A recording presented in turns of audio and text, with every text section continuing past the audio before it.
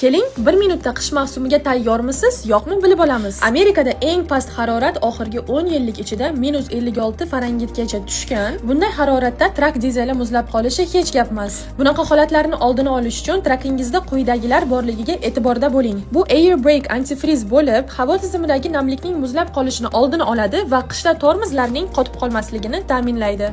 Odatda Air Brake antifrizdan 60-100 mg qo'shasiz. Haydovchilar har doim yonida zapas Glad Hand Seal olib yurishi kerak, chunki eski rezinka muzlab yorilib yoki shikastlansa darhol almashtirishga to'g'ri keladi. So'ng qattiq sovuqda dizel yoqilg'isini qotib qolishini oldini olish uchun yoqilg'i bakiga dizel 911 ni qo'shamiz. Bundan yarim shishagacha qo'shish yetarli bo'ladi, ayniqsa -20 Fahrenheit va undan past sovuqlarda. Shuningdek, muzli kunlarda trak eshigi va derazalarini muzdan oson eritish uchun Door De-icer sprayi sizda borligiga e'tiborda bo'ling. Bu eshikning yopishib qolishini tezda bartaraf etadi. Shuningdek, trakingizda qo'shimcha qo'lqoplar, trakni ishga tushirish uchun kerak bo'ladigan jumper kabellar hamda havo liniyalaridagi muz va namlikni chiqarib tashlash uchun ishlatiladigan Airline Blowout tool bo'lishi kerak.